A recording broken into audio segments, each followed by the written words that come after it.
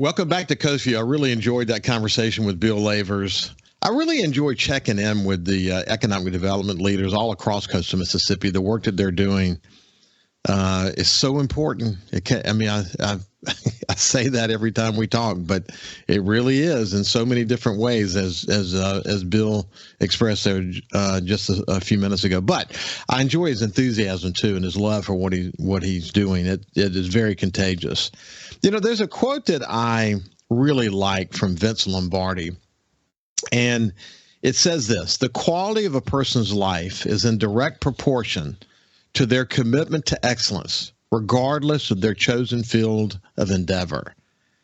I think that's so true. And it's especially true in the community, people who, do their work, but also commit back to the community. And so many of the people we celebrate here on Coast Vue sort of fit that description. They're people who have had success in their careers, but they have really been engaged in the community. I got a note from a friend of mine. You know him well because he was a regular here on Coast Vue. Brian Lamara, who was the public affairs officer at the CB base, and he moved to Okinawa, and we've had him on the show from Okinawa since he's been over there. He'll be there for a year or two or three. I don't know how long, but he'll eventually be back here to Mississippi. But I've enjoyed watching him and staying in touch with him. But he sent me a note about Jerry Dodge, and he said, this is what he said. He said he's been in the D'Iberville St. Martin Chamber forever. He's a Lions Club member and officer for at least a decade. He's involved every year in the North Bay Mardi Gras Association ever since I can remember. And then he also said that he's been worked at the D'Iberville People's Bank for a very long time. And there's more to the story than that, of course. But Brian was a member or maybe the president of Jerry Dodge's fan club, and I decided to invite Jerry Dodge to join me today, just to visit about the things that he's involved with, is, talk about his commitment to excellence in the community. So without any further ado, let me welcome Jerry Dodge to Coast Vue. How you doing, Jerry? I'm having a great morning, Ricky. Really off to a good start, and I'm happy to be here today. It's good to see you, man. I know our paths have crossed over the many years. And, of course, you know that I've watched very closely People's Bank for a number of years, having worked with Chevis in the community on so many different projects, not the least of which was after Hurricane Katrina. But you're a vice president there in D'Iberville.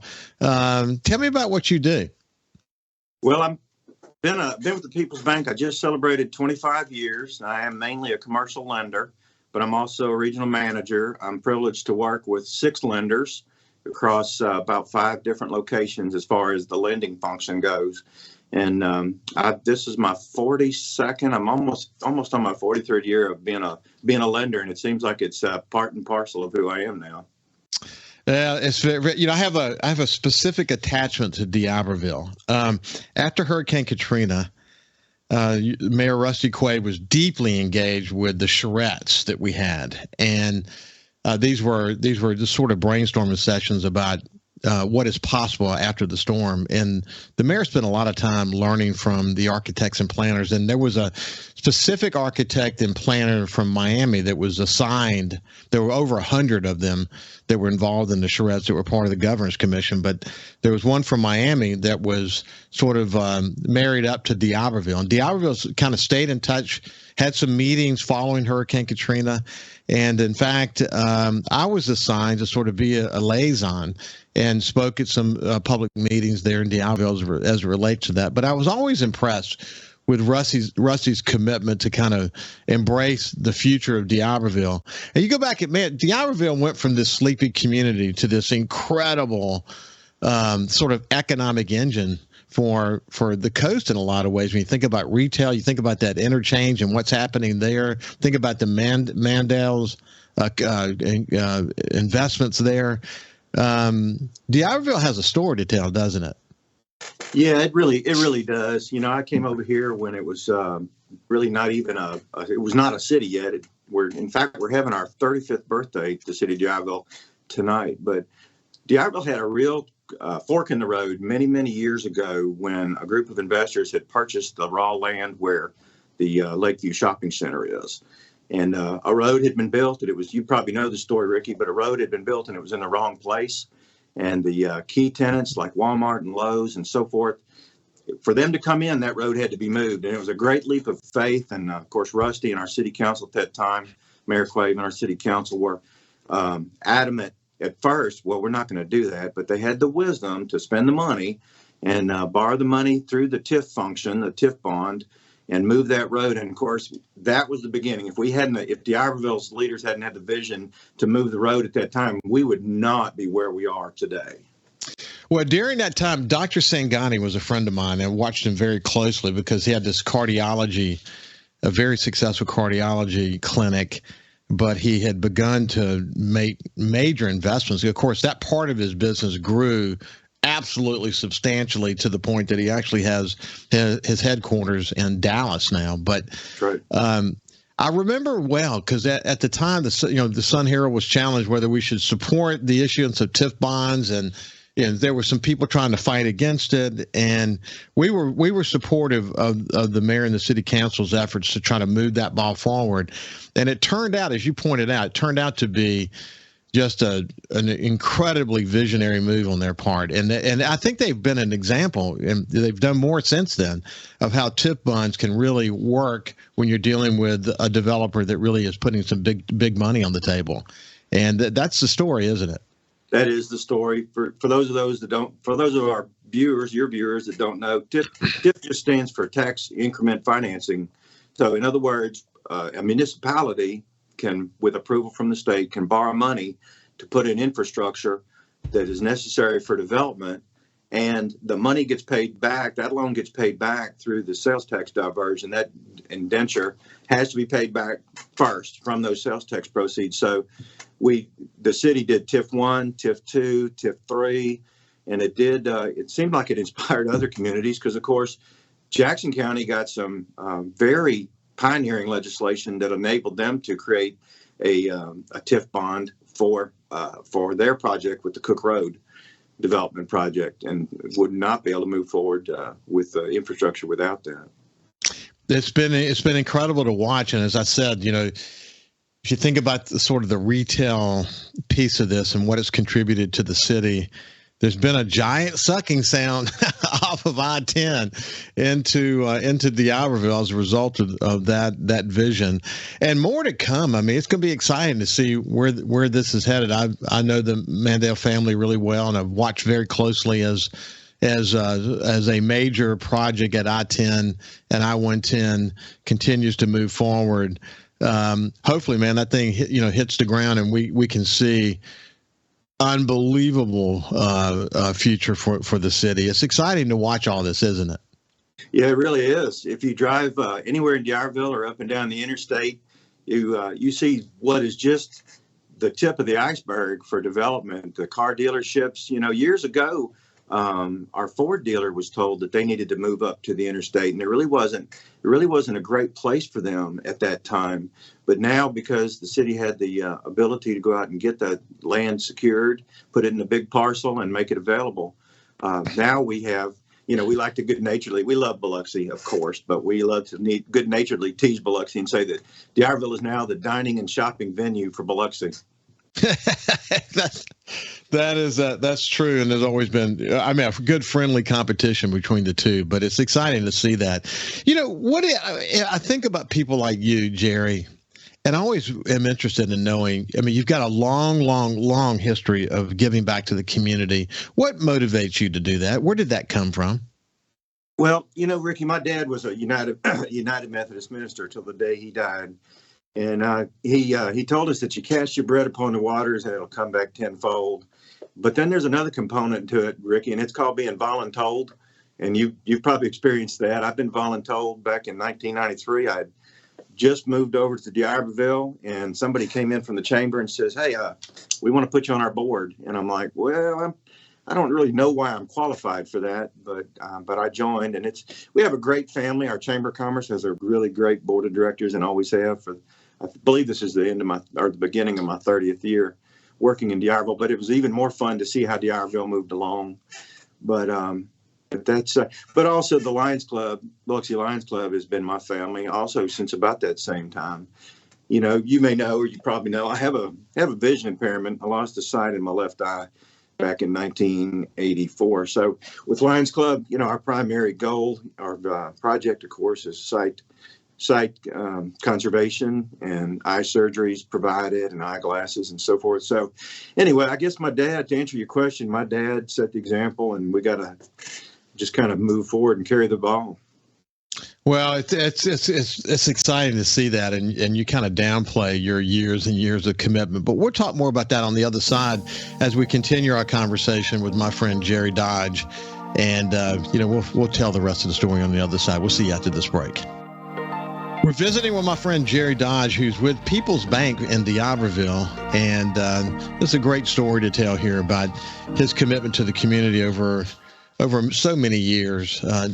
We talked about the Lions Club and the Chamber of Commerce, of course, but it goes so much deeper than that. It involves the Boys and Girls Club and YMCA. I was particularly interested in the fact that you have been engaged in the Board of Commissioners for the Coast Transit Authority.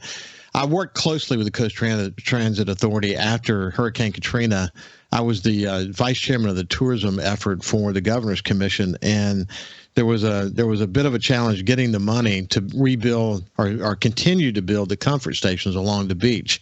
And I worked with leadership there to work with the governor to try to find that money so we could get that process moving forward. But I've been really impressed with what the Coast Transit Authority has been able to accomplish over a bunch of years.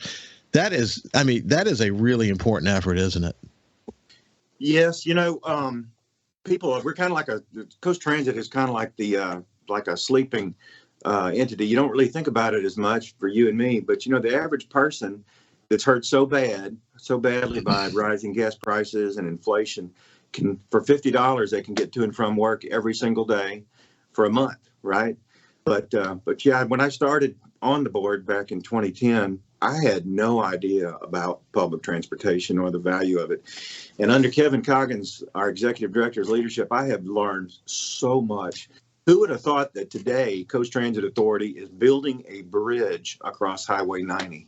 What an amazing project, and what a benefit to the community to keep people safe. They can go back and forth to Jones Park safely. We'll have a tram that runs across there. They can bicycle, walk, or take the tram and go back and forth. It's just amazing. Who would have ever thought we would be building a bridge? But if you think about the old Gulfport Library after Katrina, there was a lot of discussion about whether it was actually historic or whether it was architecturally significant, whether it should be torn down. They really didn't know what to do with it. So it's so interesting now that the aquariums come to fruition. Of course, you have the parking garage over there. Now that building, the CTA sort of brought that building back, and you had to walk over. That's an exciting corner, isn't it? Yeah, years ago when Murtis Franks decided that she wanted to have that parking facility built there, we all looked at her, or we were all curious as to, well, it seems like it's in the wrong place. But here comes the library, here comes the aquarium, and it all just dovetails together perfectly, for that use. But the library project, restoring that, you can imagine, Ricky, but most people cannot imagine what a task that was for Kevin Coggin and our staff at CTA, and dealing with the State Department of Archives and History, who does a great job. But it was an exacting job to stay within those parameters of keeping that building architecturally and historically correct. But our staff and our contractors pulled it off. Yeah, I'm not surprised at all, as you pointed out, just because I worked closely with Kevin, and I know him to be someone who is really determined, just doggedly determined to make things happen. I mean, I like the work the CTA does with the homeless community and certain events that they have. It's just a great organization. I'll have Kevin on soon to tell his complete story and tell the story of CTA in coastal Mississippi. It's really an important story for sure. There's no doubt about that. If you look back in your time in your work, you've hit on so many cylinders. Certainly, the visually impaired point that you made out, not just with the Lions Club, but the Sea and Sun Camp volunteer, in that regard. You've been past president of several organizations.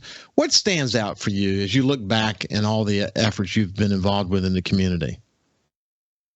Well, it takes so many people to make those things happen. It's never one person. And sometimes, it's 90% of the work gets done by 10% of the people, but those 10% are invaluable. The core group of people that are involved in these organizations that have been successful have been there for so long. And that's it. It's everybody pulling together with their oars in the water at the same time in the same direction. So how's the banking business these days, my friend? Well, you hear a lot about interest rates, but the people are still moving on. I do a lot of commercial lending, construction lending, and that's still going on. It seems like people understand that we have to, the rates right now, people say, oh, they're so high. Well, they're most of my lending career, prime rate was around 10 or so, between 8 and 10. And when it dipped down below 4% for so long, people became accustomed and thought that was the norm. But when the rates are that low, it's really not good. It means there's something going on in the economy that the Fed is trying to moderate. So, yes, business is good. Business is very, very good right now, and we're trying to reap it in right now. Are you still engaged in Mardi Gras? Yeah, this will be my 9th year to pull the Cruz de Moza float for Lloyd Hebert in all the parades, in 5 of the parades, the 2 Biloxi parades, the 2 Ocean Springs parades, and then the D'Iberville parade, of course. And I thought about that. If it weren't for the drivers, and if it weren't for the people that spend their money to build the floats and to staff them and to buy the event insurance and to go through all these things, we just wouldn't have Mardi Gras. So again, it takes everybody to put that together. It really does. And I see you sort of humbly giving credit to a lot of other people, but we appreciate your role that you played in the community over all these years. And we're out of time, but it's been great to catch up with you, Jerry. Well, it's been a pleasure. I'd love to be on again someday. For sure. This has been Jerry Dodge from D'Iberville. It's been a pleasure to visit with him. Have a great day, and we will see you tomorrow.